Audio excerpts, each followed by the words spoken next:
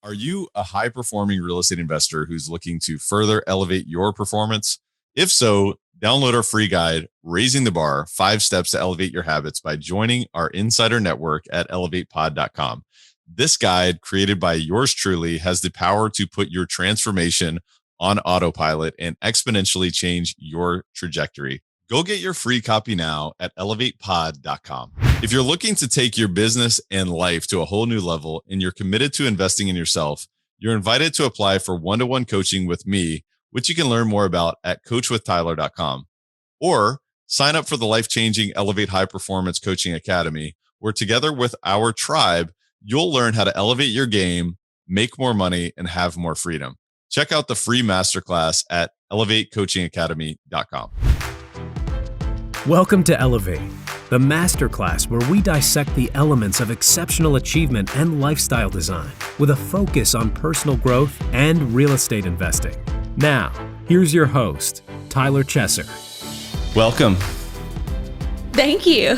Katie Chesser, how's it going? Part 2. How are we doing? Good. Well, yeah. Super excited for this. Super excited to be here. Last time I was so nervous before. I can't say I'm not so nervous for this one, but I'm really excited for this one. So why are you not nervous this time? Because I've already done it. So last time I didn't know what to expect. Like, I see you do it, but I didn't know what to expect. And yeah, so do you feel like a pro now, or I don't feel like a pro. No, definitely not. But I do feel like last time after we finished, I was like so energized and I was like, that was awesome. That was so fun, which is how I feel about everything in life. I'm always like, oh, I'm so nervous for that. I'm so nervous for that. And then I do it and then I'm like, that was awesome.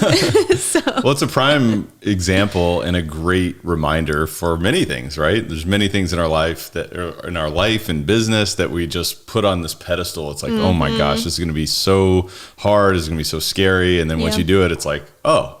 You're like, oh, that wasn't so scary. That wasn't so bad. Like last time when we were doing the podcast, I even like thought during the middle of it, I was like, whoa, this is going really good. And it's not as hard or as intimidating as I thought.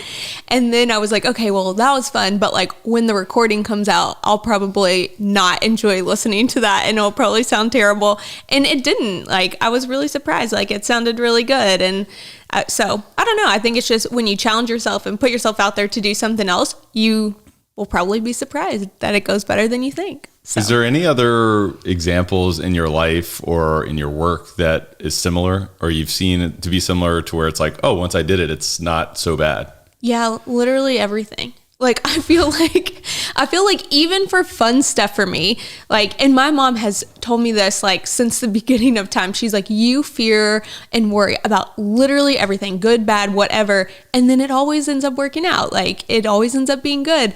And so I feel like even if it's like at work and I'm learning like a new injection technique or whatever, I'm like, wow, that's like really intimidating. It's really nerve wracking. Like, I'm not going to be perfect at it. And that's how I like kind of rationalize this all in my head. Like, well, I'm not going to be perfect. It's not going to be 100% right or whatever. And then I'm like, well, okay. Then I just kind of freak out. But then you do it and you're like, okay, wow. Like, I learned and that was pretty good. And now I know what to do, going forward for the next time. And then it was the same thing like when I went from high school to college, when I left college, when I started a new job. Every time I've started a new job, it's always like that.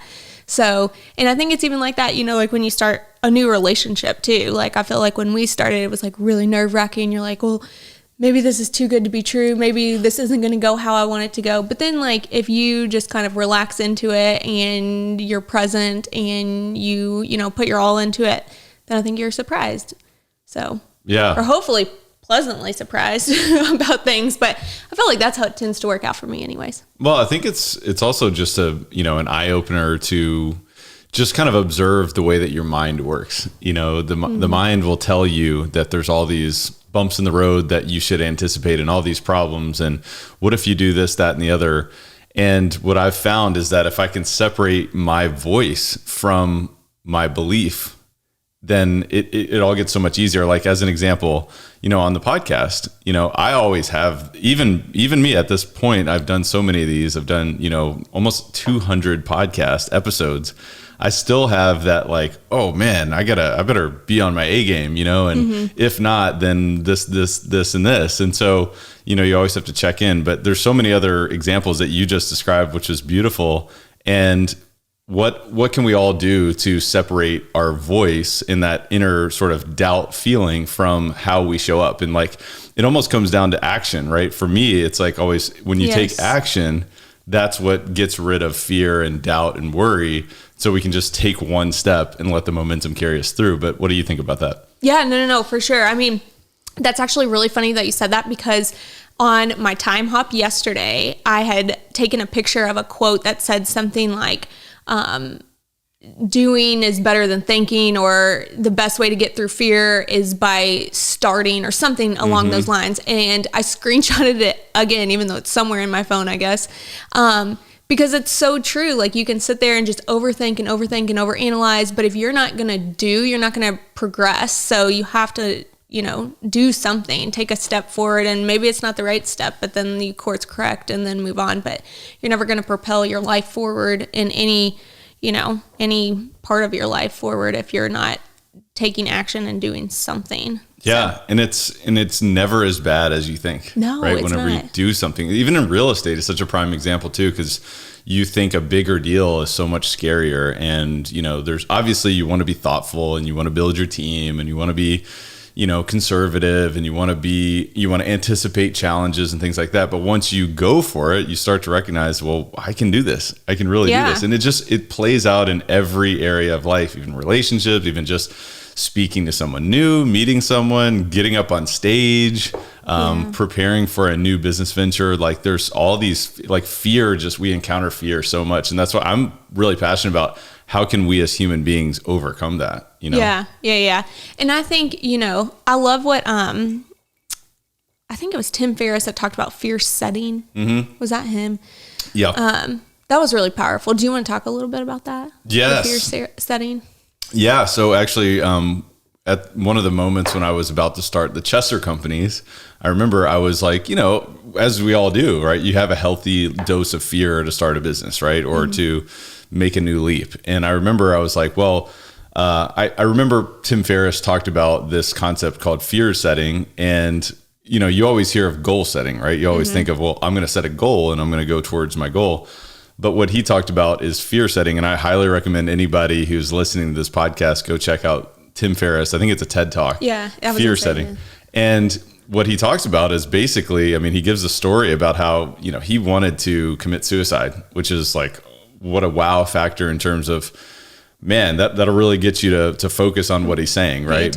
But also it was a true story. He wasn't just using that as a wow factor. It's, it's obviously something that you look back in his past and you say, man, you give him a lot of, compassion for how he felt at that stage in his life. And he wanted to end his life, and think about the amount of people that he's impacted. And so thank God that he did not end his life. Right. And anybody who's listening who has those thoughts, just know you're not alone. And, and please reach out to someone. Yeah. And you're not broken or anything like that if you're having those thoughts. Many people do have those thoughts, but you don't have to succumb to them, right? Just because you have this voice that says something doesn't mean you have to align with that or identify with that. So that's just a total tangent and a side note. But yeah, what he talked about on fear setting is like, well, what's the worst that could happen, right? Well, if you go in this direction, what are the things that might happen? And, you definitely want to go through and watch his talk, because he talks about really it's a whole exercise. And he actually does this once every 90 days. And really, so what happens is you get clear on what could happen if you really went for it. And once you start to get clarity on like, all right, the worst case scenario is this, this, and this, you're like, wow, that's actually not as bad as I thought. And if that did happen, what would I do then, right? If I lost all of the money that I invested in this deal or in this business venture or whatever, then how would I make it up, right? What would I do? It's like, well, what are your fallback plans? And once you start to get clarity on like those actions, it's like, man, it's not that scary anymore, because it's not like ambiguous. It's not like I don't know about you, but like if you go into a house that's like completely dark, right? And you walk into a house, it's like, I don't know what's around the corner. Like, I don't know what's going to come after me. But if you turn all the lights on, it's not scary, right? It's the same thing. It's exposing those fears. Right. You could still fall through the floor, right? It's still like, there's a potential downside here, but I see where it is. And I know the steps that I can take. And if I did fall through it, like maybe I can grab onto that pole right there and I can, hold myself up. So it's just really an interesting process, and it flips goal setting on its head. Yeah. And you start to get clear on the fear. And it's not about giving power to the fear, but it's actually taking power away from the fear by getting clear on what are those downsides and what would I do? You know what I mean? Yeah. Well, and it's just kind of deconstructing it so that you're like, okay, so this is actually the worst thing that could happen if I do this. Well, okay, I'm going to do it then, because that's not that bad. And the chances of all the good things that occur from it. And then when you put yourself out there and try something new, it just like when we did the podcast last time, like it energizes you and you're like, oh, like I did that and that went really good. Like what else could I try? Like the energy from that is like really cool. Actually, it would probably be cool to do a podcast like at least once a week, because not with just us, but just in general, like how you do podcasts, because that is like, you don't ever know exactly what you're walking into, and you're challenging yourself each time, and you're learning and growing and building. And anyways. No, it's cool. So true. You face your fears. So like how to overcome fears in many ways, obviously, is to get clear on what's the downside and what would you do, and really shine light on that. But then it's about repetition. That's why I always say repetition is the mother of all skill, because when you face fear ongoing, you start to say, well, this isn't nearly as scary as I thought it would be, right? And so like doing a podcast or speaking, in front of a crowd, or just meeting someone new, maybe that's something that you fear, or maybe it's underwriting a deal, maybe it's touring a deal, maybe it's calling a broker, maybe it's cold calling someone, or there's many things, many examples that we could talk about that would be fear, but it is that repetition. I think it's really, really interesting. But man, there was something I was going to say about fear, and it was so good, but I lost it. It'll come back to me.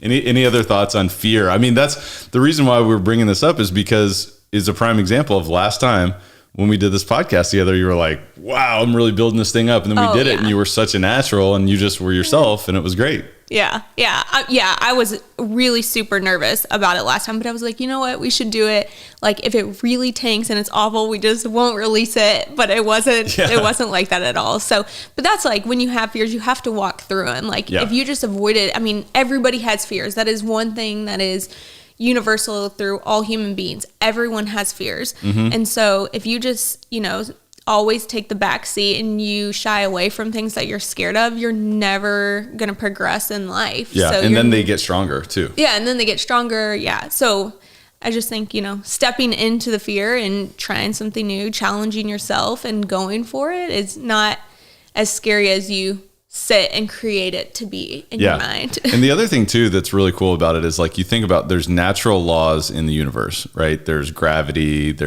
we've talked about the law of circulation. There's also this law of polarity, right? North and south, light and dark, up and down, all of these, like masculine, feminine. It shows up in all ways, like in the universe. It's really, really interesting. But the law of polarity. So if you think about it, it's like, if I try, I might fail. Or the opposite of that is, if I try, I might succeed. Yeah. And so like applying the law of polarity to your thinking can be extremely powerful, because what would really happen if you just went for it, right? So instead of sitting on the sidelines, instead of sitting in the back seat and saying, I'm not going to do that, you can give yourself the possibility of the upside. And then, if you fail, you might learn. Like failure isn't fatal.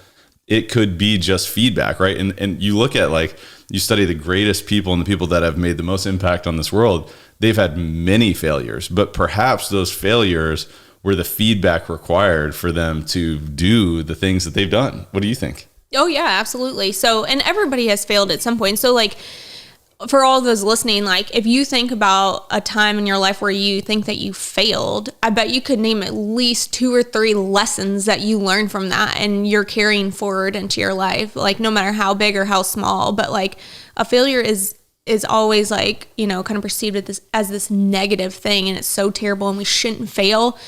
But if you don't fail, you don't learn. Yeah. So I think that's something that's really powerful, but that's kind of like a mind twist almost, because everyone's like, failure is so bad.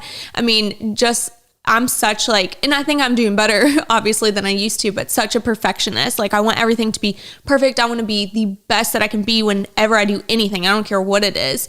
So that I think comes with a lot of like, you know, shame or being scared of having failures or whatever. But if you don't fail, you don't learn, you don't grow, you don't succeed eventually. So Yeah. No, well said. Well said. And so the reason why we wanted to get back together on the podcast is, number one, Elevate Nation's like, come on, bring Katie Chester back. Like, she's a superstar. So that's obvious. Number two, check in on what's going on with you and share that with everybody. Number three, talk about some things that we've been up to over the past 8 months since we originally recorded, which is crazy to even say that. I mean, time passes so quickly. That's another prime example of like, that's why you should get into real estate, because no matter what, time's going to pass. And at times it seems like it passes faster and faster. And of course, it's a long-term business. And so thinking about how are we using our time and how are we using that to our advantage, and real estate's a prime example. But what have we been up to the last 8 months? So we want to talk about that. But I want to check in with you. Like, how have things been going in your world for the past few months? Catch up, Elevate Nation. Like, what's been going on in Katie Chester's world? Yeah. So, okay. So, well, I guess since the last time we recorded, we are now married for going on almost 8 months. So that's pretty cool. So that's definitely, I mean, anyone out there who's married knows it's a journey, and we'll talk about, you know, things that we're doing to grow and strengthen our marriage. So yeah, I feel like that has been a big forefront. My parents moved back from Australia, so that's been really fun just on a personal level, having them back. Things are starting to open a little bit more as far as COVID. Yeah, a lot more as far as COVID is concerned. So we've been out and about a lot more, which is good. And then I think last time I talked about on the podcast that I was going through the course to become a Faster Way certified coach. So I am now a Faster Way certified coach. So that's exciting. So I've been doing that kind of on the side. And then as far as, so for those who don't know, I'm a nurse practitioner and I work in aesthetic medicine.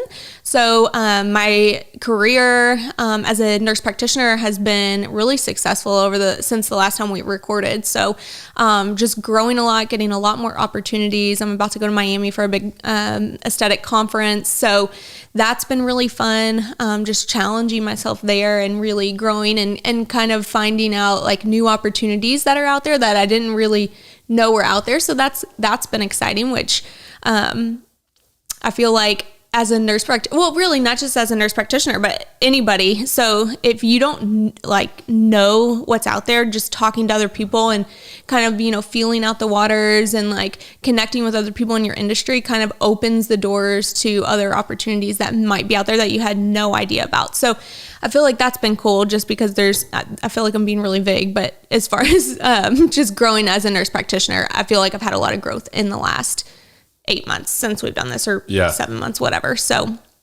yeah, you absolutely have. And I love to see your passion with what you do professionally, which is really cool. I think it's so important for people to have passion. And to me, like the two things that are the most important to be successful long-term is hunger and passion, right? Or desire, right? It's desire to serve, or it's hunger to grow. And it's like, you know, no matter what, I'm going to continue to push through failure. Like we were just talking about. What is it that you love so much about aesthetics in particular? Like, is there anything that really stands out that really kind of gets you so invigorated? I love it for a lot of reasons. It's definitely in my opinion, the best field of medicine to work in, but obviously I'm a little bit biased.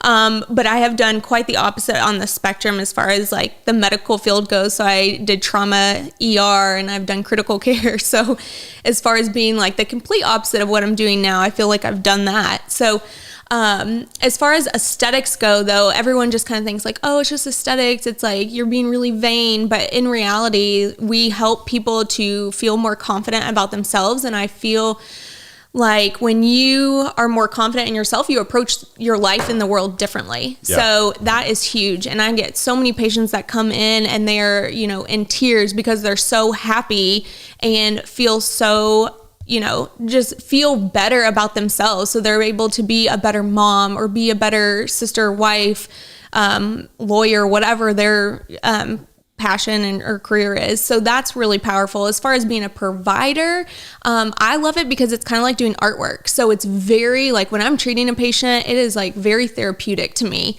So I really, really, really enjoy that aspect of it. That's awesome. I read this book and I've talked about it on the podcast many times, but it's called PsychoCybernetics, and it's written by Dr. Maxwell Maltz. And he was a plastic surgeon. He actually wrote this book, and it has really nothing to do with plastic surgery or aesthetics or anything like that. But it comes down to belief and self-image, right? Self-image is a cybernetic instrument, is really the basis of the book. And it's really fascinating because what we believe about ourselves becomes true about our reality. And so the thing that I find fascinating about aesthetics and your work in particular is that what we see, we believe, and perhaps what we believe we see, and all of these different things. And it's almost like this self-perpetuating perspective. And so, what you're doing is you're offering people an opportunity to step into a greater version of themselves in a different way. Like, right, what we talk about on this podcast is like perseverance and, mindset and mind expansion and personal growth and finding that hunger and that desire and that passion to continue to grow so that you can step into a greater version of yourself continually, never ending that improvement. But I think it's really interesting because some people need a different push, right? We need a different push to believe in ourselves even further. So I think that's an awesome thing. But what do you think about that? Yeah, no, I mean, that's absolutely true. So that's just, when you can give somebody the confidence to, be a better mom to their kids, that spills over to generations. So, that's just one example. But yeah, absolutely. I think what we do in aesthetics is really important, and a lot of people just kind of minimize it. But we go to the gym, we buy new clothes to wear. I mean, if you look at anything, you're always doing things to kind of, make yourself feel better. And so aesthetics is just another way to kind of go about doing that. So yeah, I love it. And it's so interesting too, because it's different, right? Everybody can do something different to contribute to other people. And what you do is so important in your own way. And so if you're open to it, I'll share what I've been up to over the past 8 months since we... No, we don't want to hear it. I know. I mean, in many ways, it feels like, well, of course I share what I'm up to on the podcast, but I probably don't really in many ways. You should. I'm talking to people and I'm learning and I'm growing and I'm having awesome conversations. And by the way, my goodness, we've had incredible people on this podcast, and it's been an incredible blessing to build relationships with these people. Like, what you see is what you get. We're not a heavily edited show. Of course we edit and things like that, and our team's growing and all that stuff, which is great. But, we try to be as authentic as possible on the podcast. But, as far as catching everyone up on what I've been up to, when we recorded in late October 2020. Yep. I think we released about a month later. And since then, there's been so much that's gone on. Of course, we've launched Elevate High Performance Coaching Academy, which has been super exciting. We've had life-changing experience with the people in our tribe there, which has been so much fun. As you know, I've really, really enjoyed that, and we continue to grow that. So Coach Trevor McGregor and I are really loving being coaches in this program. And just he and I, we've been friends for so many years, but now being business partners, it's been amazing, and really creating lifelong relationships with the people in our community through Elevate Academy has been amazing. So that's one thing that's been really interesting. Of course, CF Capital has taken off like a rocket ship, which is incredible. We're about to close a deal in Indiana. It's about 250 units, as you know. Yeah. And cheers to that. By the way. We have like 50 investors in this deal with us. And so if anybody's listening who wants to learn more about investing in real estate, we'd love to provide education opportunities or just provide access to these deals. Honestly, they're amazing deals, and we don't just buy any deal. We look at hundreds before we buy one. And that is true. It's true. It's kind of like it's mind numbing in many ways, but I'll tell you what, I've grown and learned so much. Big shout out to Brian Flaherty. An amazing business partner. He is so amazing. This guy is phenomenal. You want to talk about diligence, details, and just commitment. Every single day he shows up like you can't even explain it. I could not ask for a better business partner. Our team is growing, and we've got amazing strategic partners that we work with, our property management company, our legal team, our accounting team. We're we're firing on all cylinders. But also at the same time, I see opportunities for continued growth and improvement, which is super fun. And so it's just fun to see all of that manifest, like, because we've worked so hard on that. But now it's like almost the boulder is rolling down the hill, which is really exciting. And of course, we'll catch more and more momentum. But, we've got big goals and dreams for that. So excited about that. What else has been going on? I'm selling a property. It's closing next week, which is crazy. I bought 2 years ago. With one partner. It's a 36 unit apartment building, and man, we knocked it out of the park on that one. So that's really exciting. But I just say all those things to say that, life is culminating. I think it's just trying to live with a service mentality and adding value to other people, which is great, and seeing that come back and being patient and being willing to do that. So those are just some things that I've been up to. But you and I know, last year was like COVID world and all this stuff. Yes. And that was tough to to adjust our lifestyle, but we pivoted through that. We've adapted through that. I want to come back to that here in a second, but I've also grown so much as a coach. I've been talking about like coaching one-to-one with high performers, whether it's in real estate or entrepreneurs otherwise. So like that's been amazing and really fulfilling as well. And also been very challenging, right? I've had to challenge myself to stop giving so much advice and helping people uncover their creative genius, their resourcefulness, and their wholeness, because nobody's broken. I'm not here to fix someone, right. And that's not easy, as as my wife. It's like, I'm trying to fix things, right? So I don't want to do that. And so anyway, those are some of the things that I've been up to, which is really fun. But then thinking about our life, which is really ultimately the outcome, right? Like, what are we doing with our life? And so last year was interesting. This year, we're really excited because we've got some really cool things coming up. We're going to Costa Rica next month with our mastermind. Yes. You and I are going to spend more time down there with Evan Holiday and Jeanette. Newlyweds, by the way. Shout out to Evan Holiday and Jeanette. Yeah.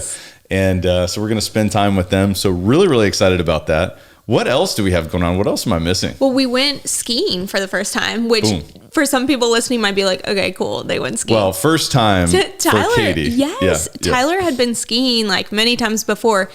And for all the things I've ever done in my life, skiing was not one of them. Like, I don't know how I've made it 30 plus years and I had never gone skiing, but nonetheless, we went out to Big Sky, Montana. We had to go back. We love Montana. So we went out there, and talking about fears from earlier, I literally had no fears going out there to ski. Which is hilarious. Which is really funny if you know me at all.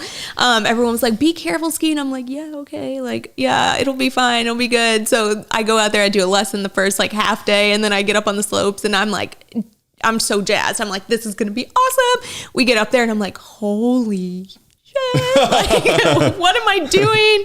So anyways, had some learning curves there, but it ended the trip like just absolutely loving it. So that was super fun. That was really fun to do together, to challenge ourselves. So it was challenge myself anyways. I mean, you were pretty much a natural at it. Well, and I've been skiing for, I don't even know, maybe 16, 17 years. So obviously that's a huge difference, but it was really cool to do it with you because I knew you were up for the challenge.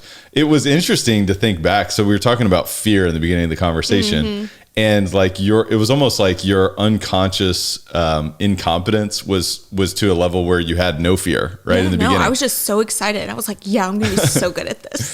So there's obviously something to be said about that, right? There's something to be said about, unconscious incompetence to the level of, hey, now I'm willing to do it. I'm willing to take action. Maybe if you would have known that there was, maybe at least a 12-hour span ahead of you that was going to be extremely challenging and it was going to require you to really face fears. I mean, truthfully, you would have maybe felt different. What do you think? Oh, for sure.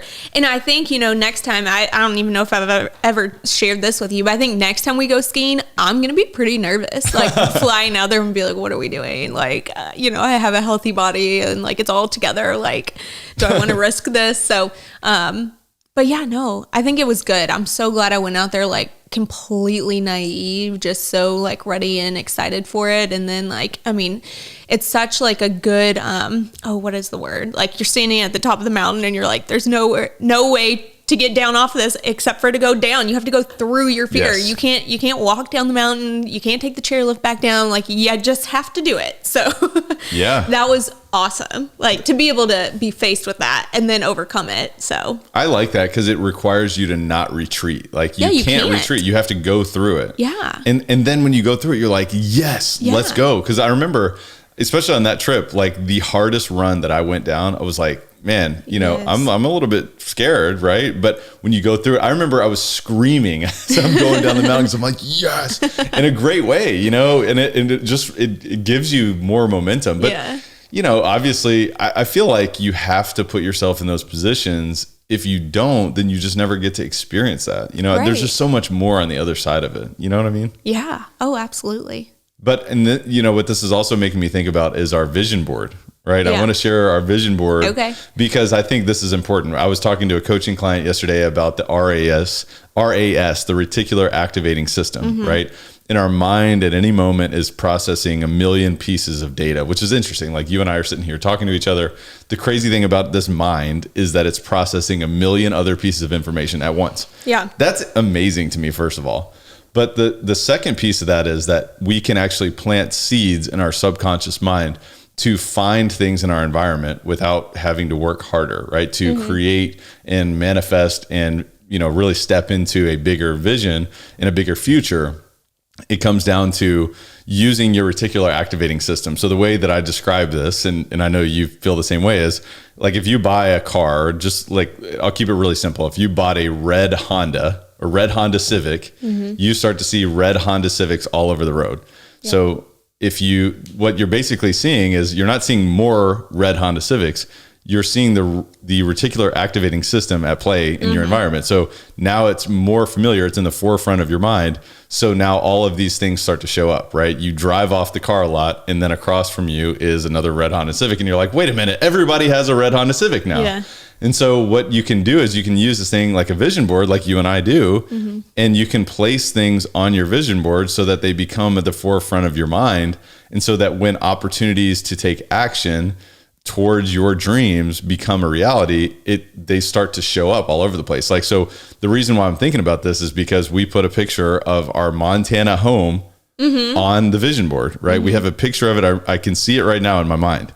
It's a picture of this beautiful home with huge windows overlooking the mountains and it's snowing and there's a big fireplace. Oh yeah. So like when I look at that picture, and I don't stand there and like, you know, daydream and all this stuff, but it can take me 2 seconds and it gives me this little thing. And we have ours hanging in our closet. So, you know, like in the 2 minutes you're getting dressed or whatever and you like glance up and look at it. So it doesn't have to be something you like go and stand in front of for 5 minutes every day, but right. And it's just reminding me that like, you know, this is a dream. This is one of the dreams, right?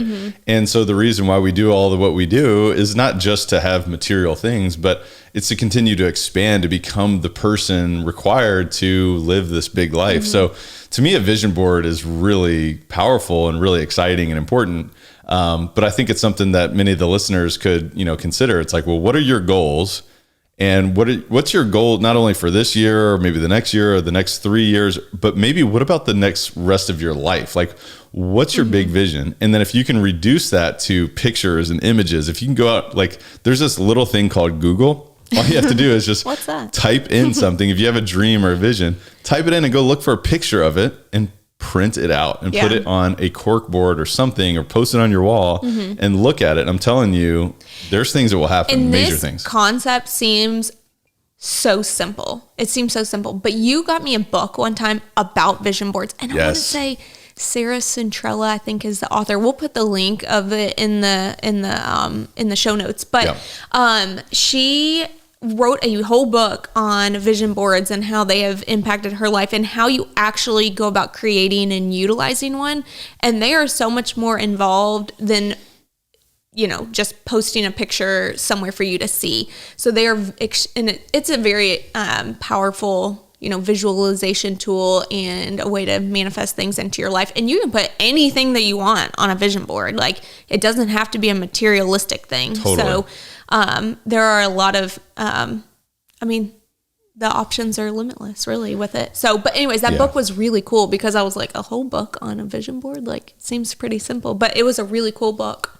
Yeah. I think if fear was not something that held you back, or if anything was possible, what would you do? What would you be? Who would you create? Who would you know? Who would you have a relationship with? What would you create? What would be a reality in your life if there were no limits, right? Because the only limits that we have are the ones that we've constructed within our mind. Right. And so if we were to remove that, so I'm going to challenge the listener, if you were to remove all that BS, right? Those belief systems, right? Maybe you thought I was going to say something else, but if you were to remove all that and anything was possible, what would you love, right? What would you really, really, really love about your future? Because you can draw a line in the sand and declare that today, and you'll be amazed as to, once you show up with persistence and consistency, it will become your reality. And I know like there's things that we've put on the vision board that's like, whoa, that I didn't even notice that, but that's a part of our reality now. And so it's about that belief. But I have to give a big shout out to Annie Dickerson as well, who was a previous podcast guest and a great friend and an amazing real estate investor, Annie Dickerson of Good Egg Investing. So she talked about the mind movie. That's the thing where you can take it to a step further. So there's a vision board, which is really static images. And this is a good way to remind yourself of the big vision that you have. And it reduces from words to visions and imagery, which is very powerful for your mind. But what she talked about is the mind movie. So you can actually create a movie, perhaps of like 2 or 3 minutes of what is it that you visualize. You can add music to it. And obviously music and emotion and all these things is really powerful towards creating your future and giving you really a sense of, hey, I'm willing to persist through these challenges, but also tapping into infinite intelligence, which we've talked about many times on this podcast. So maybe that's a way we can take it a step further, right? Maybe we can challenge ourselves to make our own mind movie about our future in many different ways. So you could put cars on there, you could put homes on there, you could put, things that you want to contribute to society, relationships, or maybe there's a type of individual that you want to become like, more like, maybe you want to put a picture of them on there. I mean, there's so many different things, right? There's, if you want to donate, there was another one of our guests, I forget who said this, but he was like, I want to donate $1 million a year. And so he put that up. He's like, I want to donate $1 million a year. And so it just gets you to start thinking bigger, right? You don't have to know how you're going to do everything. And in fact, you probably won't know how. And if you know how, you're probably thinking too small, right? You should think bigger. But what do you think about all that? Yeah, no. I think that's good. And also like about the whole mind movie, I love watching vlogs, and I think Tyler always makes fun of me for it, but it's the music with the movie and everything. It's just, I think it's powerful. So I love watching them. So that's actually a good idea. We should definitely consider doing that. But I think what I was going to say is that not only do we have the vision board, but then we also talk about so going back to the Montana home, example. So we actually talk about like how it will feel to, host our family at that home and, different activities that we want to do around that home and stuff like that, so that you get to like feel what that might feel like. So to talk about it as if, it's a reality or going to be a reality in our future. So I think that's like taking it a step further, I guess. Yeah, I agree. And I got to give a shout out to Emily Fletcher as well, a recent podcast guest, who said that what she's done is she has an accountability partner. And every day, I don't remember if she does this at the end of the day or the beginning of the day, but she basically says, here's the things that I accomplished today. And it's ahead of the occurrence. And she's like, I'm telling you, it's crazy. She's like, I'll say that I've accomplished, 5 or 6 things.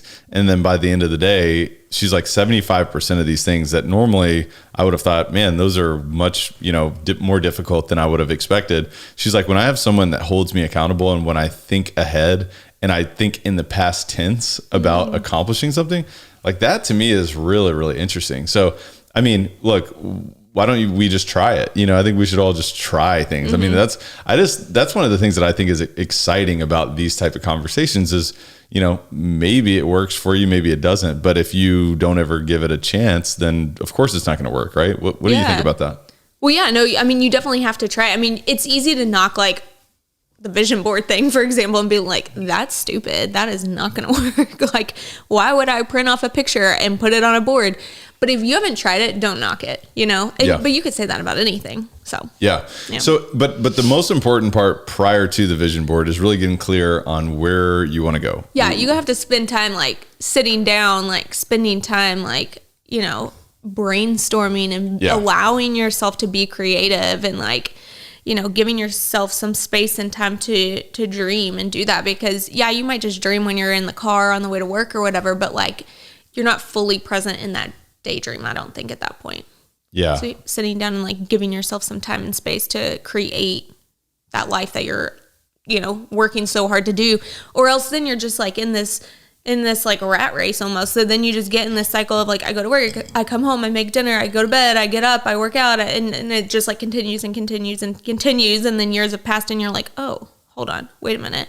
Like I haven't created anything. What did I actually want my life to look like? Right. And almost like wiping the slate clean to a point of, instead of being clouded by fear and doubt and programming that the world says that, you must file in line, you must do this, you must, now here's your next step, here's the next rule, here's the next, here's the next, step in your life. Instead of doing it from that place, it's about saying, all right, well, let me question everything. Let me wipe this slate clean. If all of that was BS, if all of that wasn't true for me, what would it look like? If there were no limits on my future, what would that look like? And really starting to let your soul speak to you. It's not about thinking about it from your mind or your head. It's about letting your soul speak to you. Because I feel like desire ultimately is not necessarily from our head, but it's from our heart. It's from maybe a higher power. It's from infinite intelligence. It's from the Father. It's from God, whatever you want to call it. And once you get clear on that and you say, all right, well, if I were to convince myself that there were no limits, what would that look like? And really just like, that's one of the things. I went through a program. It was a goal setting program. And that was the thing. It was like, if there were no limits, what car would you own? What cars would you own? What homes would you own? What businesses would you own? What type of money would you have? And it's not about that. It's not about the material, but it's about expanding your mind beyond like just the little limits that you said. And maybe you think, well, I've never seen that in my life, or the people that surrounded me have never had that type of wealth or those type of circumstances. But I think going through that progression is really important, because we have to raise the watermark. It's like, if you think about like a floodgate, right? It's like, all right, well, the floodgate is here. And sometimes the highest flood mark that we've had is at this point, right? And so we see that that's possible. But once we see that the watermark can go a little bit higher, now we notice that that's possible as well. It's like the mile record, the person who ran the 4-minute mile.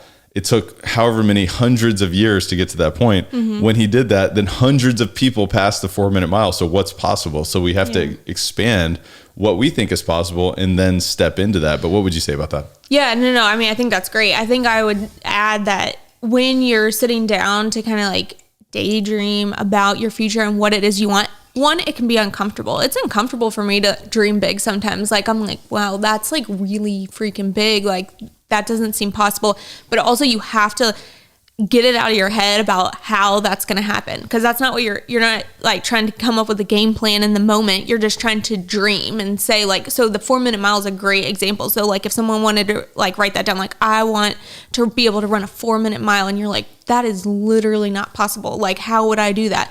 You got to just get rid of that and just say, what do you want? Like, then you can like go back and like game plan all these things. But that, in order to dream, you have to be uncomfortable, challenge yourself, and forget about the how.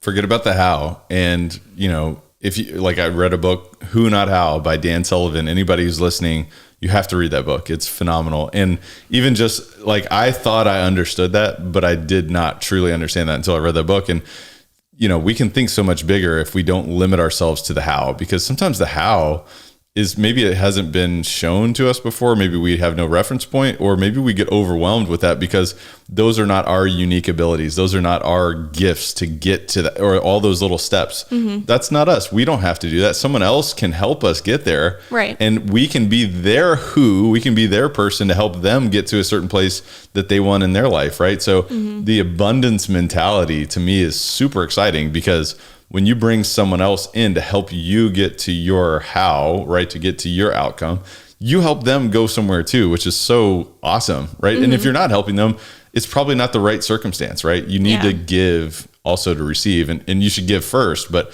anyway, the reason why we're talking about all this is because you and I, like, we have shared vision, we have shared values, we have shared mission. And we talked about this on our previous podcast together. We were talking about, hey, you know what? We haven't created our family yet, but we plan to. Now we've been married for 8 months. Well, I mean, we're starting the basis of our family for sure. Right, the foundation. Yeah. Right. Yeah. So we've talked about, and we you know, I've talked to people who are involved in family offices and some of the most successful generational families, you know, successful from a, you know, from a, I guess, a public facing sense, right? Family offices are high net worth families that have set a culture that have persisted through generations, right?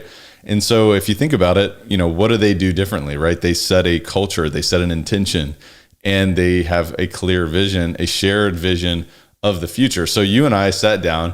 I remember we did this on Thanksgiving Day. We did. Yeah. And we had planned it. We were like, all right, well, we're going to do this, but at some point we're actually going to like work on this together and think about our core values. We're going to think about our mission statement. We're going to think about our vision. We're going to think about, even like, as corny as it sounds, like a tagline for our family. And so that we can set this vision and we can create a culture, but we can also set goals, like big goals for our family. We can even think of, like, if there was a crest or like a logo or something like that that encompasses all of these different components, what would that look like? What would that be like? So I thought maybe we could talk a little bit about that. Maybe we can inspire some people to get clear on where they're going, because if you don't know where you're going, you're going to go somewhere, right? You're going to end up somewhere. So let's also, while you're saying that, oh gosh, what is the old man that we listen to? And he talks about the ships. If you don't have any direction and you're not going anywhere, the strangest secret in the world, Earl Nightingale. Earl Nightingale, yeah. Okay. Whatever you're doing now, I'm glad you're listening to us, but stop and go listen to, go pull up Earl Nightingale's Strangest Secret in the World, or, you know, bookmark that so you can listen to that later. But we'll put a link in the show notes. Yes. We both have listened to that, I don't know, countless times. And he talks about, like, a ship with no direction or no sail is not going anywhere. Like, you have to know where you're going and you have to be intentional about it. So that is what we're doing when we're doing these things. And we'll talk about, like, in a minute, I think we're going to talk about, like, these weekly meetings that we do and stuff like that, which maybe sounds so strange to be like, why the heck would a husband and wife do that? But it's to be intentional. And I think that's the word that always comes up, because if you're not intentional about sitting down and doing these things, or being intentional about where you want to go as a family or as an individual, you're never going to get there. Hey guys, just a quick word from our sponsor and we'll be right back to the show. This episode of Elevate is brought to you by CF Capital. And you know how much I love real estate and how it can be a vehicle towards creating any outcome that you want in your life, which is really why we created CF Capital. It's a real estate investment firm that focuses on acquiring and operating multifamily assets that provide stable cash flow, capital appreciation, and a margin of safety for our investors, for our partners, and for the people that we serve. Our team leverages its expertise in acquisitions and management to provide investors like you with superior risk-adjusted returns while placing a premium on preserving capital. Our mission is to provide property investment and asset management solutions to help investors maximize their returns by investing in high-value multifamily communities. Our philosophy is that we can elevate communities together through this process. And I want to invite you to go check out cfcapllc.com, because we have a free ebook that's called The Bottom Line, the 10 ways to increase cash flow in an apartment complex. And I want to tell you that this is a value-packed ebook. So I want to invite you to go check that out right now at cfcapllc.com. I think you're going to get a ton of value just from reading this, whether you apply it to your own business or whether you educate yourself further on what it would look like if you invested with CF Capital. So go check that out at cfcapllc.com. Again, that's cfcapllc.com.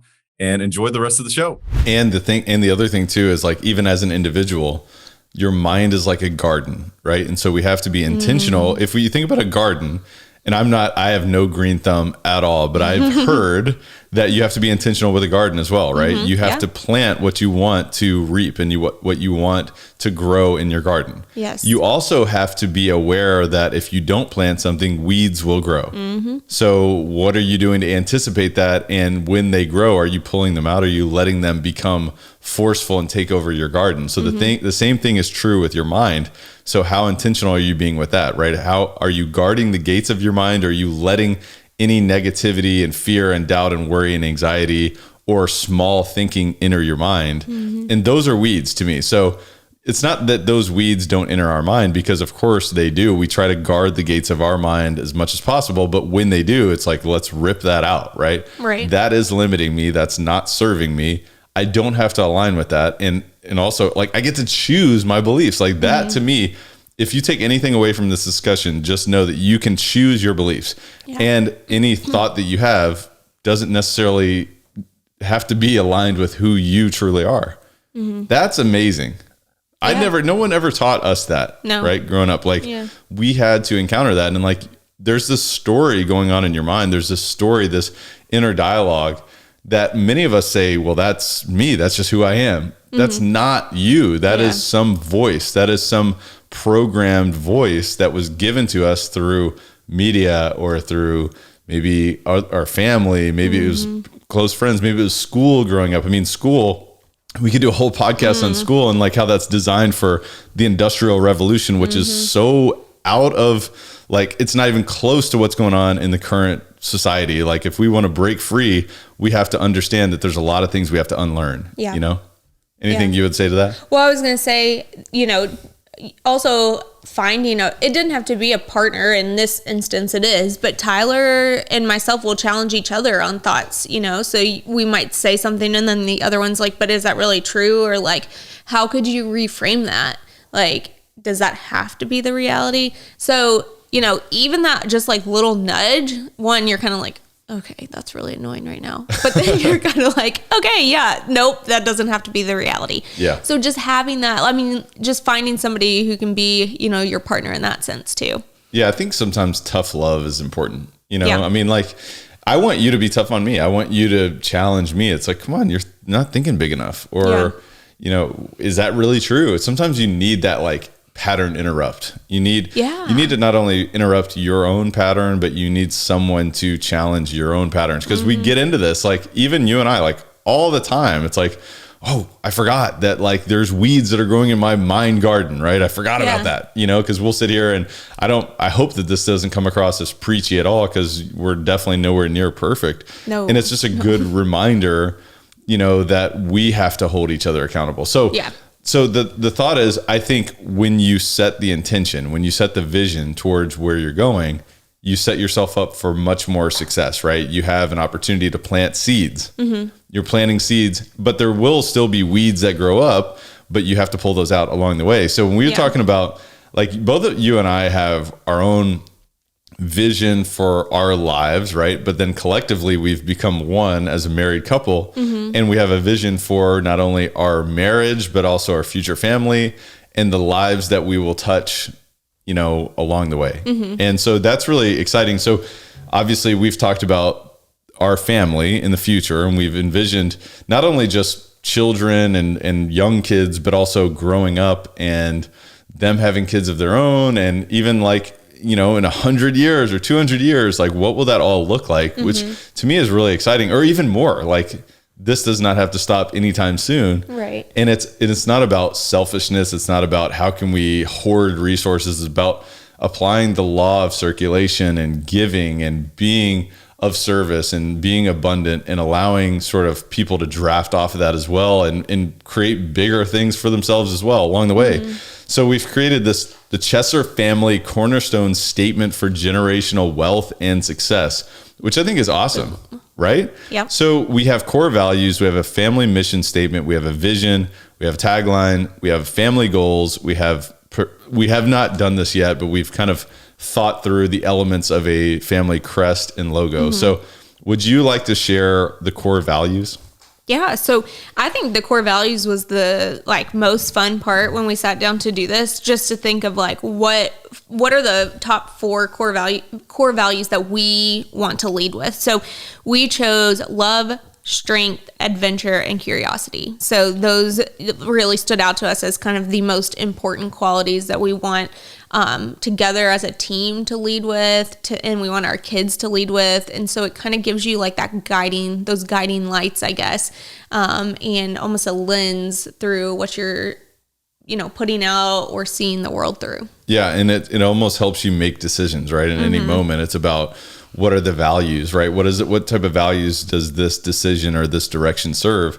So I think it's important to start there. And love, obviously, it comes from a place of caring about other people. It comes from a place of joy. And obviously love is encompassed in so many different ways, but obviously that is the top one for a reason. But we also, and I'll just caveat this and I'll go back and say that we had all these different values that we chose through, right? We could have had 25 different values, but we chose these as being the most important, right? These are the core values. And so guiding light and making decisions comes down to these, but love, strength. And I think this kind of comes back to, like, what is it? Tough love. Like tough love to me is strength, right? And being strong and being resilient and recognizing that it's not always going to be easy and it's not always going to be just smooth sailing, I think is really important. Adventure, like you and I connected originally on adventure. Like when we talked about on our first podcast together, if you haven't listened to that one, it's episode 111. That's a special edition with Katie Chesser. That was an amazing episode where Katie really faced her fears, and she was the first time on a podcast. But adventure, that's how we originally connected, right? It was about traveling the world and, learning and growing and curiosity and thinking bigger and being more and stepping into that. And adventure is such a big part of who we are anyways, like we both really thrive on that and love that. And so that just made sense to fit in. Yeah. And I think all human beings love adventure.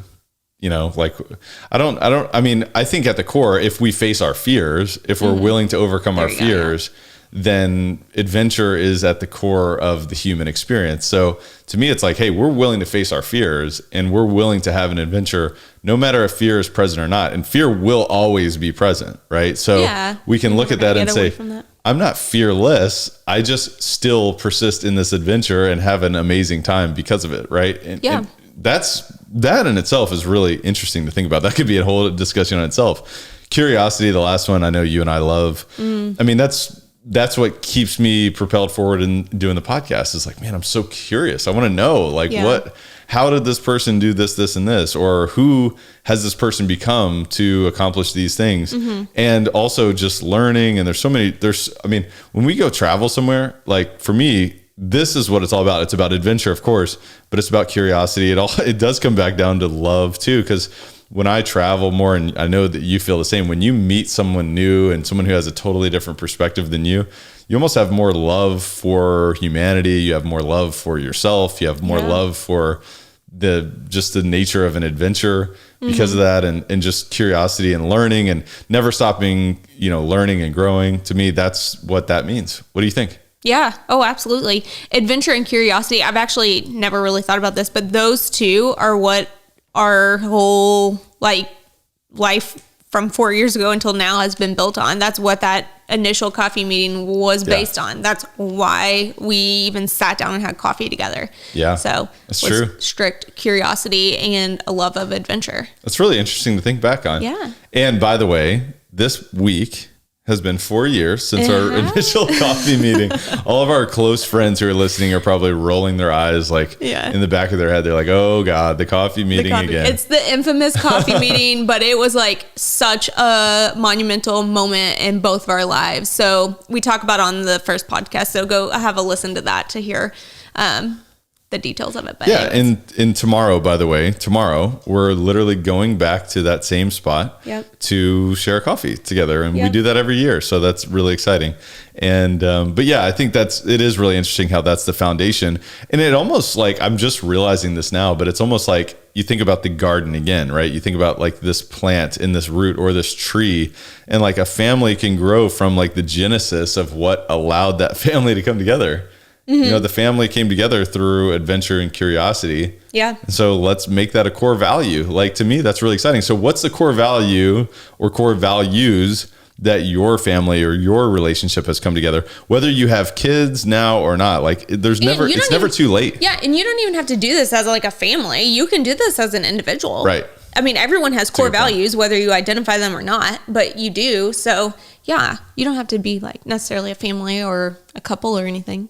Yeah, that's a really good point. I agree. I totally agree. Yeah. So we need to get clear on what are our values, because in any moment there might be conflicting values and you need to rank those. Like, what are the top ones, and put those in order, because when you understand what's your top values, your values hierarchy, you can make clear decisions. And at any moment, lead and guide your decisions. Yeah. Cause there might be, this serves my curiosity, but it doesn't really serve love. Right. So love is more important than, let's pay attention to that. So, but obviously there are other values that are important to us beyond these, but these are our core values. Right. So this is how we can make decisions based on, different dreams and goals and all these different things. So, right. So then we take it to the mission statement, and this is still like bigger picture, right? This is still like, in some ways people might say, well, these are platitudes, right? But no, this is guiding direction. So when I think about our family mission statement, would you like to share that, or would you like me to share that?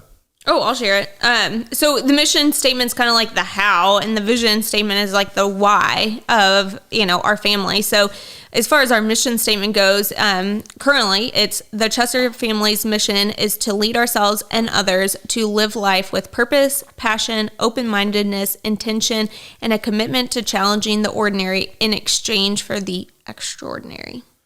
Yeah. So, first of all, I think it's really cool. To lead ourselves and others to live a life with purpose, passion, open-mindedness, intention, and commitment to challenging the ordinary in exchange for the extraordinary. So we're always making a decision, I feel like, is to say, all right, am I going to be ordinary or extraordinary? Or am I going to do ordinary things, or am I going to do extraordinary things? And the whole genesis for this mission statement is to challenge us to face fear again, right? Because if you're going to do extraordinary things, it's going to be with fear. It's not going to be fearlessness, right? You're going to do it with fear. It's really interesting how this I love podcasts, because we did not plan that at all. We had no intention of talking about fear when we sat down. No, we didn't. And it's really interesting how it comes back. I did not expect that to happen, but when you live a life and you say, I'm going to take action with fear, I can live extraordinary life. I can inspire other people. Like, we can lead other people, and we can lead ourselves by setting an example of working towards our dreams, even with fear present. And I think that's really exciting. What do you think? Yeah, no, I love it. It just gives like a guiding light in your life, and to know, how we are going to continue to approach the world. Cause like, you get married and it's like, yeah, we're a couple, we're facing the world together and stuff. But like, if you're not intentional about it, we haven't even been married a year. If you're not intentional about it, that like peters off, and like, then you kind of get lost along the way, I guess. And so like, to have that guiding central statement, even, it's not really a statement, it's how we're approaching our life together and how we're approaching the world and our family. So I think it is really powerful. It sounds really corny when you sit down and say, the things, but if you actually are like implementing these principles into your life, that's really powerful. Yeah. So, and it'll be something like when we have kids that our kids are aware of, that, help guide them as well. So to show the importance of our family, and, how we, want to project ourselves to the world, I guess. Even one of your friends who's become my friend, their family, they literally have their mission statement framed in a picture in their home, and they have young kids, and we'll do the exact same thing. Like, this will be framed in our home. We'll have core values listed under it. And so this will be something that we're allowed to teach our kids. We can teach our kids about what it means to be extraordinary, what it means to step into the extraordinary through purpose, through passion, through open-mindedness, through intention, through commitment. What does that all mean? This is a lifestyle. This is not about doing some things when it feels good or just every now and then. This is about stepping into an identity but a collective identity as a culture of a family to me is like so exciting. Like I'm so excited about it. So yeah, that's the reason for that. And by the way, we're going to talk about how we put this into action on a consistent basis here shortly, but let's continue and let's talk about the vision. So let's keep going. You've been reading these. So tell me about the vision. So our vision is like the why. So it says this multifaceted generational family mission inspires us to design a continuously limitless and abundant future while perpetually encouraging others to evolve into their highest potential. Yeah. So at the core of this, we're planning, and we're in, not to be like overly like, oh, regimented or anything like that, but we're setting the vision, the intention of a multifaceted generational family. Yeah. Like, why is this even important to you? Why are you sitting down to do this? Why do you care? That's what this is all about. Exactly. And so like the abundance mindset is the core of this, and it's a continuously limitless future that's abundant while perpetually encouraging others to evolve into their highest potential. I think this is one of the things that you and I have come to love so much just about the human experience, is that it is a growth experience. It is about expanding rather than contracting, because in any moment we're making that decision. We're like, oh, am I going to move forward through this fear or am I not? And then when you move forward through it, you're screaming and yelling down the mountain, like you're amazing. You're just like, oh my gosh, I can't believe I actually did this. I actually went through with it. And so how can we live a life like that and set that vision towards the future for multifaceted, for a generation, for multi-generations? Yeah. Like that's really exciting to me. Yeah, it's super powerful. So, and then we haven't come up with a tagline yet. So that's just kind of like something, I mean, we have brainstormed it, but so that's coming together. That'll come soon. Yeah. And then as far as setting goals, I mean, obviously, like if you set goals as an individual, you want to set goals as a couple and as a family. So we have, been intentional about sitting down and setting those goals. So. And these are like 50,000 foot view goals, right? These are the things that we want like in a big picture in the future. Like these are like the big vision for ourselves. And I always encourage people, whether I'm just friends with them or I'm coaching them or whatever, it's like, let's reverse engineer that. What does that look like over the next 3 years? What does that look like over the next year? How can you reverse engineer that into 90-day steps? And then what does that look like this month, this week, and so forth? And we'll talk about that here very shortly. So I think goals are really important, but sharing that together, it's like we can do so much more together, right? We talked about this in our first podcast together. You and I feel like, we could do great things alone, right? Or on our own, but we can do so much more together. That's also the abundance mindset. Like we can come together and give to each other, and we can grow so much more together.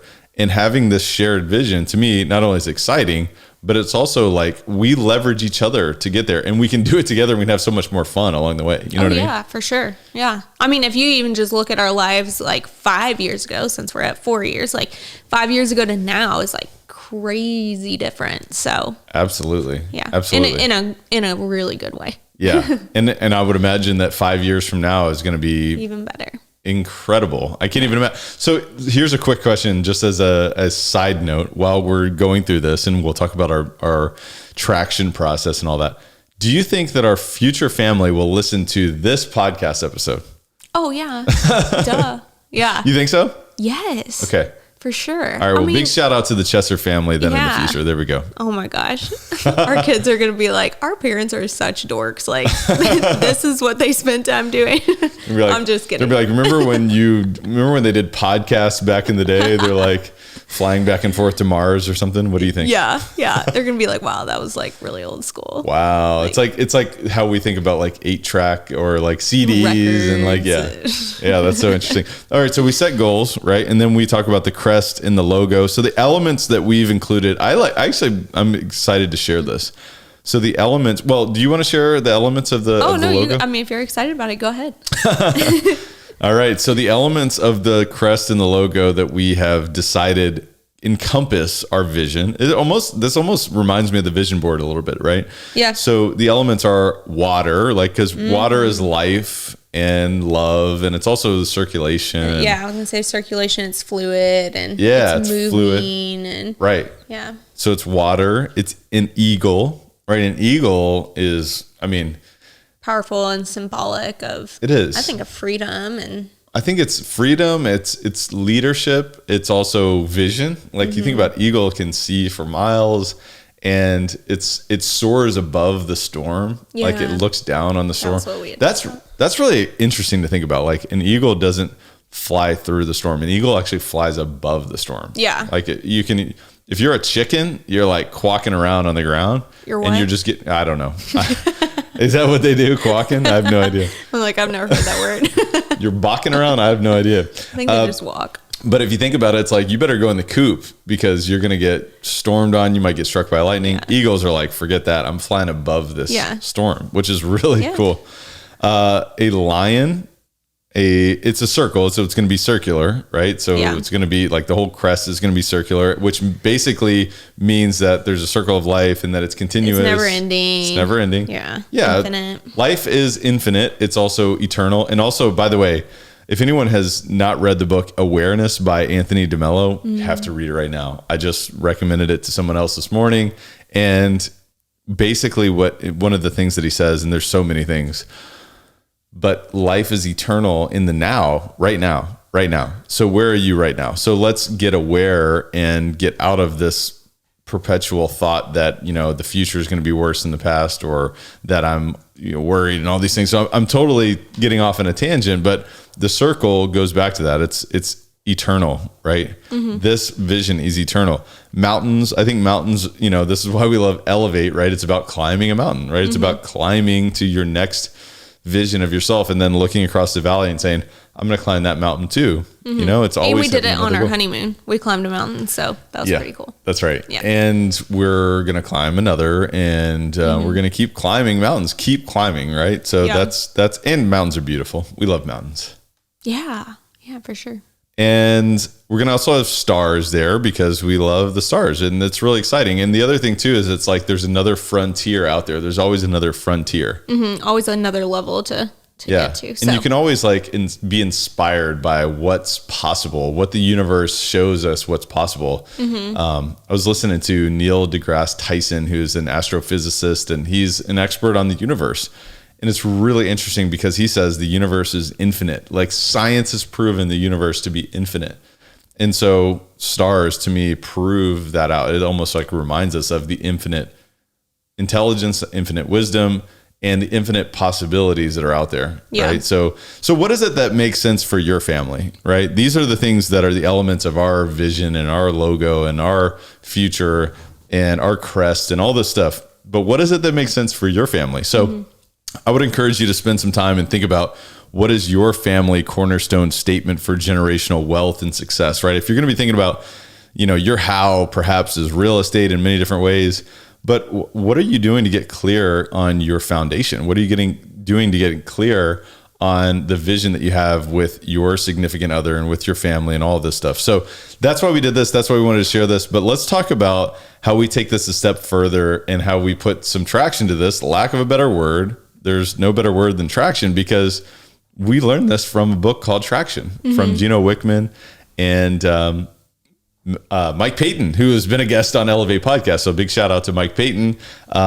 Amazing people. So let's talk about our weekly meeting. So we get together on a weekly basis as a couple, and we kind of, we take a step back and say, well, how are things going? Right. So we've been doing this now for not too terribly long, but I know that I've been doing it in my businesses for a while.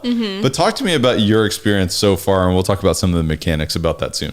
Yeah. So, traction's definitely something that I've heard a lot about because Tyler's been using it in his businesses for, quite a while now. So, and has been, says nothing but good things about it, that it was, a little challenging to set up initially, but has been so worth it and impactful.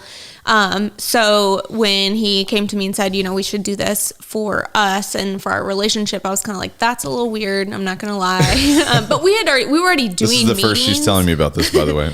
We were already doing meetings, but I was like, these are like super structured meetings. Very. And so also, I don't know anyone out there, if you're in the medical profession, you don't have these big board meetings. You don't sit down in these big super structured meetings. The medical field, I feel operates a little bit differently than basically any other field. And I talk to friends about this all the time. But So, that's not even something like in my professional life. I mean, yeah, we have meetings, but they're not like super structured like this on like a weekly basis or anything like that. So, but I knew it was really important for us to have that time to sit down and be intentional, like we talked about, of what we want, from our lives. And so, so we sat down and did it, and I was totally new, and I just let Tyler guide me on it. So, but it's been really good. You start with what is the best professional and personal news, and I really like that. That's just fun. It's just like a fun way to like reflect on the last week, and it doesn't even have to be anything big, but it's just like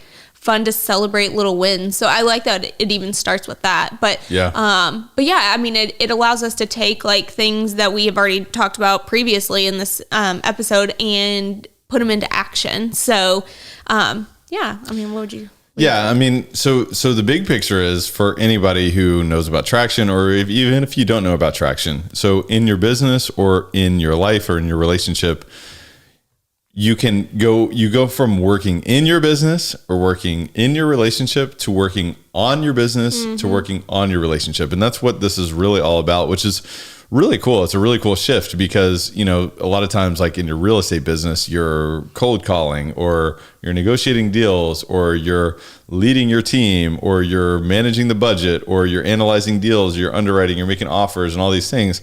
So like, let's take a step back and let's work on the business. And the same thing goes with the relationship. It's like, we're checking in with each other, like, how's things going with work? Like, what are you grateful for? And all these things we've talked about before on the podcast is like, what are the 3 things you're thankful for now and in the future? And thinking about our dreams and thinking about our goals. But then in the day to day, it's like, hey, what are we doing for dinner tonight?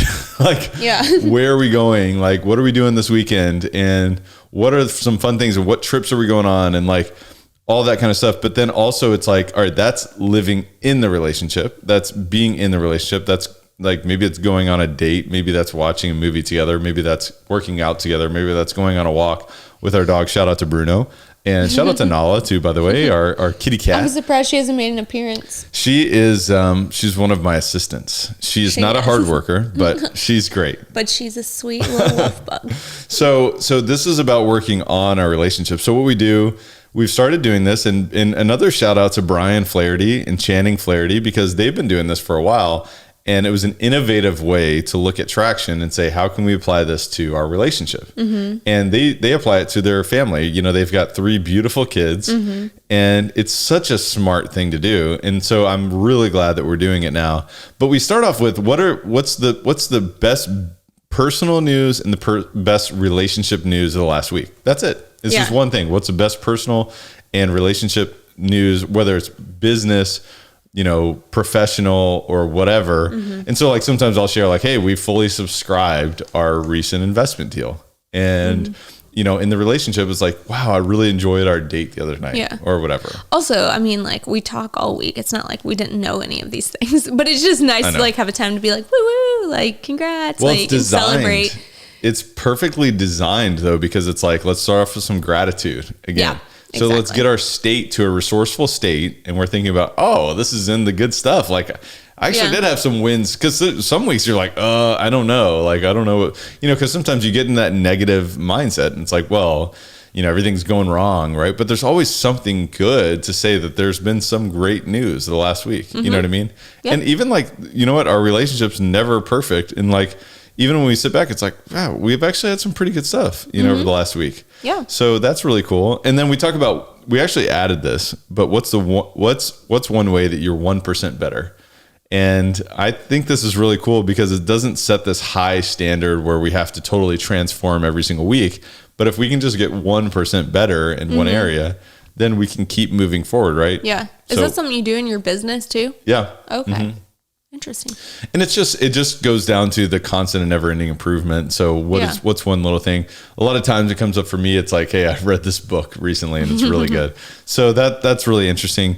The next one is what's working and not working in the relationship. And of course, if you're doing this in your business, it's what's working and not working in the business. And of course, by the way, the reason why we shared our big vision, the big goals and all these things first is by design. Where are we going? So we need to understand where we're going.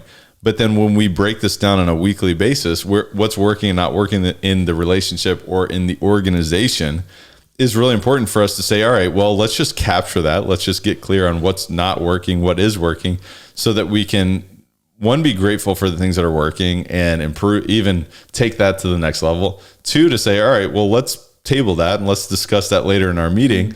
And then let's work on that and let's discuss and solve it. Well, it allows you to get ahead of things so that, like, I mean, because life is busy and like life is super busy for us now. And like when we have kids, it's going to be even busier. So like, this is a time to really get ahead of things. Okay, like, yeah, this might not be working and maybe it's like something really little, but if we just didn't acknowledge that for 1 to 5 years, that's going to become an issue, become a problem. So it's being really super intentional so that hopefully we can, you know, strengthen us over time and not just let our relationship go by the wayside or our family go by the wayside. Yeah. It's like not sweeping things under the rug. Yeah. One thing that Jordan Peterson talks about, and he's a great philosopher, he's a great intellectual, but all these different things, but he says a monster gains strength. And I'm probably going to butcher this as I always do. He says like a monster gains strength when you don't put attention on it, right? And it goes back to the fear and things like that we were talking about earlier.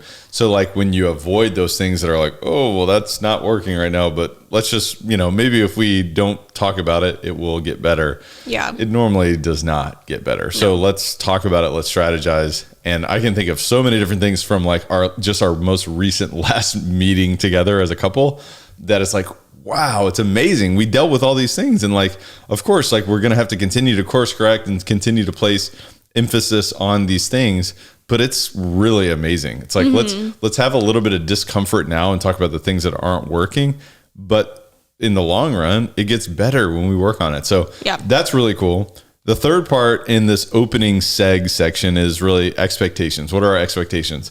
So we can talk about, well, the things that are working or not working, and how can we amplify the things that are working? How can we correct the things that are not working?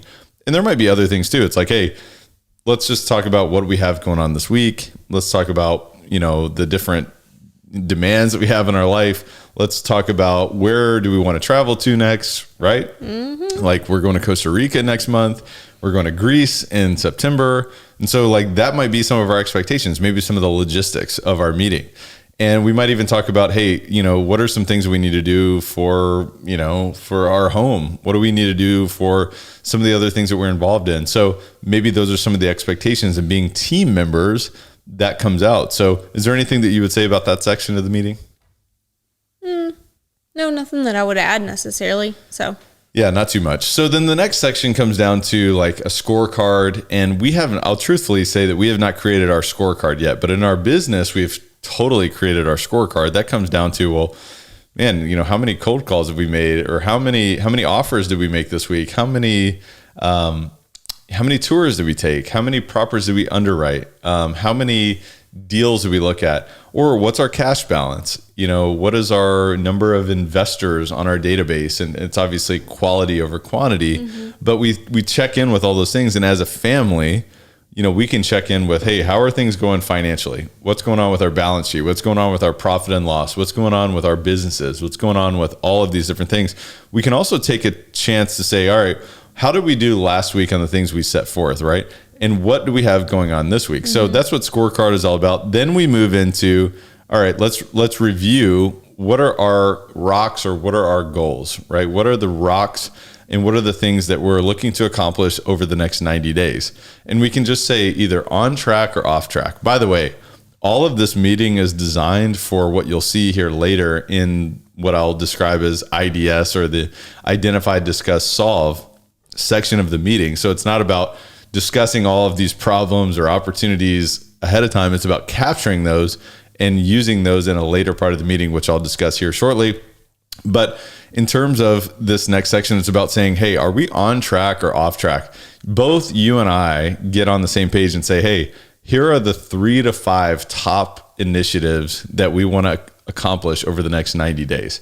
By the way, we'll spend, you know, a day or a half day planning. What is it that we really want to accomplish? What would really get us closer to our vision, right? Or our mission, or our core values, and these big things that we talked about. And here is where we say, look, right now I'm either on track or off track on these things. Like one of the things that you and I want to do is, like, we're going to Costa Rica next week, right? It's host an amazing mastermind. Next month. Sorry. I'm like, no, we're not. We still have stuff to do for that. We're going to host an amazing mastermind in Costa Rica. And like, that's one of our rocks, like as an example, and that's a shared rock. And so thinking about, are we on track or off track? Is there anything you'd say on that? No, I mean, I think that's just pretty quick. You're like, yeah, I'm definitely on track, or no, I just really haven't made much progress on that this week. You don't linger on this too much because the big part is the IDS that you mentioned. So, and typically if we're like, hey, I'm not on track, it's like, if you don't mind, let's talk about that. Because it's also a reminder too, right? Like when you set a goal, it's not like you set a goal and then you hope and wish and pray. Shout out to Damian Lupo, who had one of the greatest phrases I've ever heard. He said, smoking a bunch of hopium. I'm like, we're not smoking a bunch of hopium on our goals. That was a great episode, by the way. Such a great, big shout out to Damian Lupo, an amazing person, amazing friend, and just a great guy. But anyway, that's a total tangent, but he needs that shout out. But anyway, so in terms of these rocks, it's like, okay, what are our goals? And reminding ourselves, oh, well, I'm off track. That's okay. That's not the end of the world. You know what I mean? It's like, let's support each other in getting back on track. Yeah. What do you think? Yeah. Katie's like, yeah, move on, I feel bro. like you're giving a lot of detail about something that's like a pretty quick, like, moving on. So from there, it just goes to like, and this is where the meeting gets better and better and better each time, right? And this comes down to, all right, well, what did we commit to last week, right? What was our to-do list last week? And this will all make sense as we go through this. But the to-do list from last week was this, and this. Did you do it or not, right? If you did it, great. Let's check it off the list. If you didn't, we can carry it forward and it will be a commitment for next week. And we don't carry that forward more than 2 weeks at a time. If we didn't get it done the second time, then we probably need to check in, and maybe that's an IDS, identify, discuss, solve section. But this is really powerful and important because it makes you feel like, wow, we're actually making progress. We are actually moving forward. Yeah. The time spent doing this is putting us closer to where we want to go. And so that's really, really powerful. And then moving now into the next section, which is identify, discuss, solve. This is where we've captured all the things, whether it's, hey, what are my expectations? What's working? What's not working? What are some things that we'd like to improve? You know, are we off track on certain rocks? What were our expectations? And so talking about all of those in that IDS section, I think is the time where we can now say, well, why is this not working? And, you know, let's identify the root cause of this issue. Let's discuss it. And then let's put some parameters around, well, what would actually make this work? You know, What do you think? Yeah. I mean, that's the best part of the meeting right there is like, just like taking action and talking about like, what do we need to do this week to get us, you know, closer to X, Y, or Z goal. So I think that's the best part. Yeah. And last week's meeting was like really energizing when we did it. So that was fun. Also, if you're doing these meetings, like go do it somewhere fun. Like we sat outside one morning and had coffee and did it at a fun coffee shop. And like, so that was cool. It doesn't have to be like, and now we're going to sit down in a boardroom and like be boring. Is that what boardrooms are? Boring? I think so, yeah. Now we're going to sit down in a boardroom and be boring. That's By the way, we don't have a boardroom that we ever sit down in. So yeah, I don't think Katie's ever stepped foot in a boardroom, by the way. Have you? All right. Yes. So anyway, this section is really important though, because it's like, let's identify what the root cause of the problem is, and let's discuss what the opportunities are to solve that root cause of the problem. And then at some point it's like, well, wait a minute, this rock was improperly set, or this goal was improperly set. Like this is not necessarily where we need to go. We've gotten new feedback. Like maybe we've had a failure, quote unquote, that has proven itself to be feedback, and maybe we need to course correct. And so this point in our meeting, we attack that issue as a couple or as a team, whether it's a business or whether it's your personal relationship. And you and I, like, we look at it and we say, this is not you versus me. This is me and you versus this issue. And now we can discuss it and solve it, and we can put some next steps around that. So the next step of the meeting then is to-do list, right? What are the things that we're going to do now as a part of this discussion? There's going to be certain things that you're responsible for. There's going to be certain things that I'm responsible for. And so next week, we'll hold each other accountable and say, hey, did you do this, right? Yeah. Did you actually take action? So I think this is a really fun part, because instead of like looking at issues as being overwhelming and like, how are we going to solve it? We can break it down into like simple steps, you know, like little things. What do you think about that? Yeah, I mean, I think that's the best way to approach any type of goal. So you're not going to get to the goal if you can't like deconstruct it and like break it down to like smaller, like obtainable goals that you can do within that week. So sometimes they're just like really super simple, like call and make a reservation for this, or like, you know, whatever it might be. Sometimes it's bigger, but it just depends, you know? So I think it is making it doable so that you can eventually achieve it. And the question is, what's the next action? What's the next action? What's the next logical step here? And that can defeat fear, it can defeat overwhelm, because it's not about, oh, I have to go climb Mount Everest. It's, I have to go take one tiny little step. Yeah. I need to go update my passport to so that I can get closer to Mount Everest. You know what I mean? Like, or I need to go buy new hiking shoes or whatever, you know, and obviously I'm just using that as an example, but when you break it down and you help each other break it down, it just becomes easier. It becomes more simple. Well, and I think it like brings you closer and like strengthens your relationship. So like it is beneficial in that regard too. So instead of just looking at it like, so like, kind of cut and dry, like it actually strengthens us and brings us closer together. And I'm so happy and thankful, and I know we've talked about this, starting this now so that when we have kids, like it'll be easier hopefully to like, you know, juggle everything, keep everything, you know, organized and aligned as best we can. So and then as we wrap up the meeting, what we do is we give it a rating, right? Between 1 and 10, how useful was this meeting? How great was this meeting? We strive for a 10. 10 is great, 1 is awful. And we give it a rating. And so we always strive to improve that. So it's constant and never ending improvement, but that's what the weekly meeting looks like. And so that kind of leads into leadership roles within the relationship. Like there's things that I lead, there's things that you lead. So talk a little bit about what you see in terms of how we've showed up from a leadership perspective in our relationship. Yeah. I mean, I feel like Tyler and I are both like very strong, independent, stubborn people. So I do feel like when we, you know, came together as a couple, you know, we did kind of, I think, butt heads a little bit on like who is going to lead this or who's going to lead this. And like, so for one thing, you lead us in our finances. It doesn't mean I'm not involved in that. It doesn't mean I don't contribute to that or anything like that. But you are, I would say, more knowledgeable about it. And so you take the leadership role, if you will, on that. I take the leadership role on health and nutrition and our food, which for us is a huge part of us, you know, individually, us as a couple. So just as far as, you know, making sure what supplements we're taking, what we're eating on a daily basis, how we're eating and all of that. And I'm, you know, I enjoy that more. And so, and I think I'm a little bit more knowledgeable on that. So I take the leadership role on that. And Tyler kind of, you know, goes by what I suggest and do. And not that he doesn't give input or anything like that, but it is really nice to like, not be such like, oh my gosh, I have to be in such control. Because I think like as an individual, at least, I mean, for me, before I came into the relationship, I mean, you take control of all of those things. So then like you're in a relationship and you're like, oh, like now like we both can't like take full 100% control of each aspect of our life. And so, you know, sitting back and allowing Tyler to take the lead on something is also kind of refreshing and nice, and it gives a different perspective. And you also have, I think I did have to be open-minded to what he might suggest or what he might say about, you know, whatever it is that you lead us in. So what do you think about that? Yeah.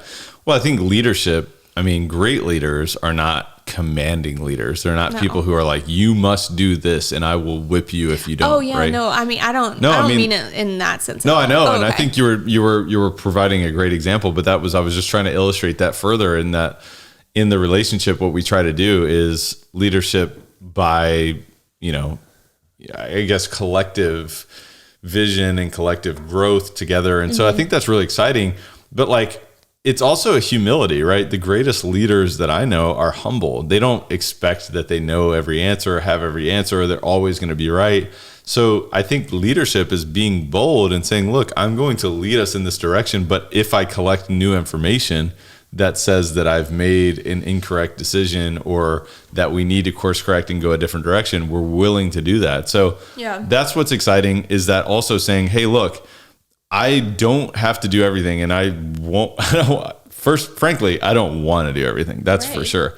And you don't either. So to me, I think we can go so much farther faster by being humble and saying, look, I don't know everything. I don't have all the answers. And also by doing the same when we're in the leadership position, that's really cool. Like if I'm leading us financially or you're leading us from a health perspective and nutrition and that kind of stuff, it's like, hey, as a leader, I want your input too. I want to know, what are your thoughts on this? And what do you think that we should do? Because I think the greatest leaders do that. Like they don't act like they have every answer. What do you think? Yeah, no, for sure. I mean, this is like a small example, but like I lead us in health, nutrition, and all of that. And so, but I always will ask you, like, what do you want for dinner? Is there anything that you want me to order as far as our groceries go this week? Like, that's just a small example, but not me being like, and now you're going to eat this, and now you're going to eat this or whatever. So, I think we're both good at that. But I think it's important, like, in your relationship to really sit down and say, like, all right, who's going to, take the lead on this? Who's going to take the lead on this? So, but that's a learning experience. It didn't just like happen overnight. So that we, kind of came into those roles, but it's, identifying the other strengths and, your strengths as well to say like, hey, like, I really enjoy doing this and I want to do this and I hate doing this. Like maybe you can help with this, or maybe you both hate something and you can outsource it.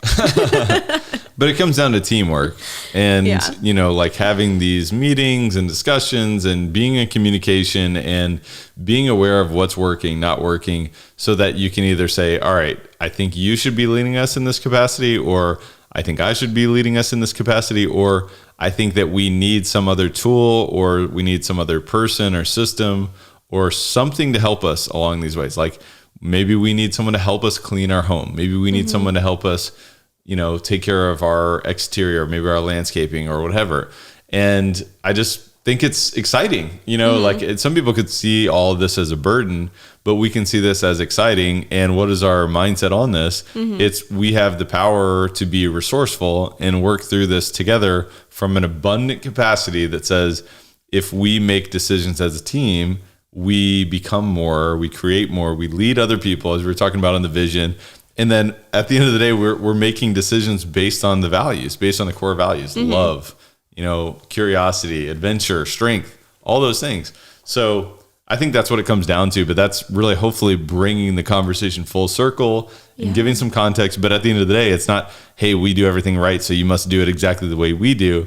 It's what is it that makes sense for you? What does it make sense for your relationship or for your life? Because guess what? There's, I think, almost 8 billion people on this planet. 8 billion. So each one of us has our own fingerprint. It's unique. That's crazy. Our own eye, like our own like pupil, whatever. I don't know. Everything, our DNA, it's all unique. So your vision, your values, your mission, your goals, and the way that your relationship works is unique. Maybe there's some patterns that align with ours. Maybe there's some patterns that you've observed from other people that have been on Elevate, maybe other people that you care about, that you admire. And maybe you're identifying patterns that maybe rhyme with what resonates with you, but ultimately you are unique. So I think that is awesome. I think that's exciting.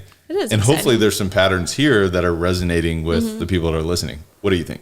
Yeah, I mean, we're just sharing what we do. So also, since the last time you listened to us, we've implemented some of these things. Actually, everything we just talked about has been new or implemented since the last time.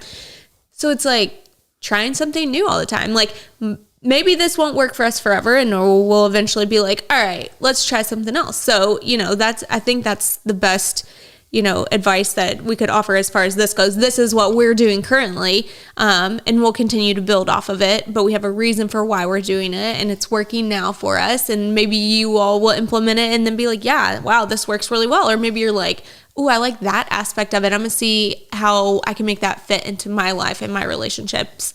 So the thing that I've also found interesting is how much we change. I mean, how much things change and how much, like, especially like if you challenge yourself, we've changed a lot in the past 8 months. We've grown a lot. And I'm sure many of the listeners have as well. And they can look back and reflect on that. I think it's important to reflect. I think it's important to look back and pat yourself on the back and say, man, I've come a long way. And also then to course correct and challenge yourself and say, in other ways, I'd like to grow more, right? Or in other ways, I want to be more. And so I think it's an exciting thing. And I like that we're doing this, like we're checking in, checking in with the public. We're checking in with Elevate Nation. We're checking in with new people to Elevate Nation, new people who have maybe never listened to the podcast before. And I just think that hopefully we've inspired one person. That's it. One person. Hopefully one person looks at this conversation and says, you know what? There's an idea here that I can apply. And that's why we did this. That's why we spent time together. And I know that I've learned a lot in this conversation, but what are your thoughts? Any parting thoughts or words of wisdom that you'd share today before we wrap up? No, I don't think so. Everything we've learned, we learned from other people and by doing and trying other things that we've heard. So yeah, hopefully, we've at least helped one person to, find something that they might want to try, or, help be successful in your relationship or your life. So, and that's what, I think that's the point of doing this and sharing our knowledge and what we've learned and what we're trying to sharing our trials. It's not that like, oh, we have this figured out. So, but it's fun to try these new things and then share them with other people, because if it could help somebody else, then that's amazing. Yeah, I agree. Do you have any questions for me? Do any asks or anything? Do I have any? I don't know. What's been the best part of being married? You asked me this last time. I know. Well, it's you probably want to ask me again? Yeah. I guess, yeah. So now we're checking in on this is like the weekly question, or now it's the every 8 month question. Well, it's not a weekly question because I haven't asked you that since That's true. We did this. The best part of being married is seeing how you can grow as one together, right? And seeing how together you can be more and you can give more and you can live more together. That's what I think. What do you think? I think my favorite part of being married has been watching us evolve over the course of this last 8 months. Just evolve as a couple and evolve in our roles in the relationship. I think that's been really fun to watch. Yeah. And it's a constant evolution, right? Yeah. So change is the only constant. Mm-hmm. So how are you embracing that change? And a sailboat does not ask for the wind to pull it in a different direction. It just sets the sails in a different direction if it wants to go somewhere, right? Mm-hmm. And so how are we embracing change? So I agree. I think it's really cool how we evolve through that. And I just want to thank you so much again for being another time, number 2 guest on Elevate Podcast. Yeah. Thanks for having me. This was fun. You bet. All right. Until next time, Katie Chester, thank you so much for being on the show. Bye, Elevate Nation. Bye, guys. We'll talk to you soon. Thank you so much for listening, and we'll see you next time.